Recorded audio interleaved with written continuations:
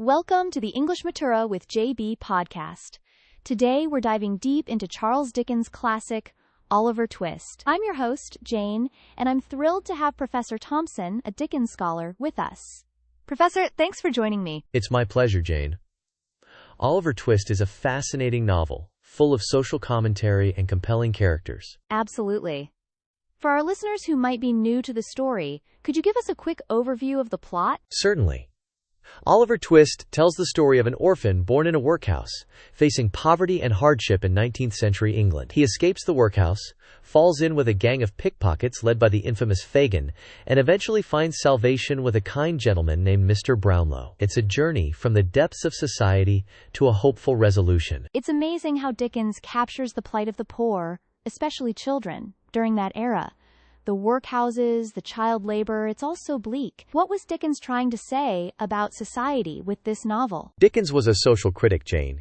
He used his novels to expose the injustices and inequalities he saw around him. Oliver Twist is a powerful indictment of the poor law system, which often treated the poor as criminals. He wanted to show the human cost of poverty and the corruption that thrived in institutions meant to help people. It's interesting that you mention corruption. Mr. Bumble, the parish beadle, is such a memorable character. He's almost a caricature of bureaucratic indifference. How does he contribute to the novel's themes? Mr. Bumble represents the hypocrisy and self-serving nature of the authorities. He's supposed to be caring for the poor, but he's more concerned with his own power and comfort. His famous line, "If the law supposes that, the law is an ass," really encapsulates the absurdity of a system that claims to be just, but often fails the most vulnerable. That's so true. And then there's Fagin, the leader of the pickpocket gang. He's such a complex and controversial character. What's your take on Fagin's role in the story? Fagin is definitely one of Dickens' most problematic characters. He embodies harmful stereotypes about Jewish people, which is something we can't ignore. However, within the context of the story, he represents the criminal underworld that preys on vulnerable children.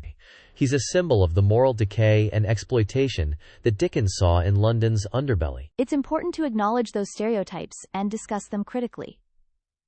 Now, let's talk about Oliver himself. He's often seen as a passive character, a victim of circumstance.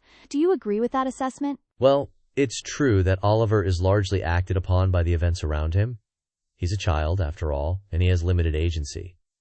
However, I wouldn't call him entirely passive. He possesses an inherent goodness and resilience that allows him to survive the horrors he faces. He also makes a conscious decision to ask for more gruel, which sets the plot in motion. And even joining Fagin's gang, while born of desperation, is still a choice. That's a great point.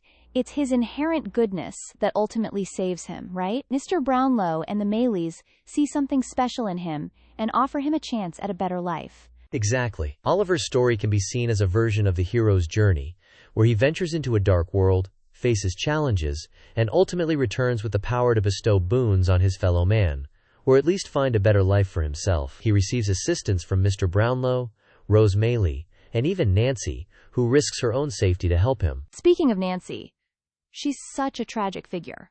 A prostitute with a good heart trapped in a violent relationship with Bill Sikes. What does her character represent in the novel? Nancy embodies the potential for redemption, even in the most degraded circumstances. She's a victim of poverty and abuse, but she retains a sense of morality and compassion. Her decision to help Oliver, despite the danger to herself, highlights the theme of self-sacrifice and the power of human connection. It's so heartbreaking how her story ends. Bill Sikes' murder of Nancy is one of the most brutal scenes in Victorian literature. It really underscores the violence and desperation of that world. It does.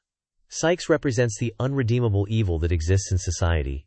He's driven by greed and violence, and he's incapable of empathy. His death, while gruesome, is a form of justice for the terrible act he commits. The ending of Oliver Twist is relatively happy, with Oliver finding a loving home and his true identity. But is it a truly satisfying resolution, considering all the darkness that precedes it? That's a question that's been debated for years, Jane.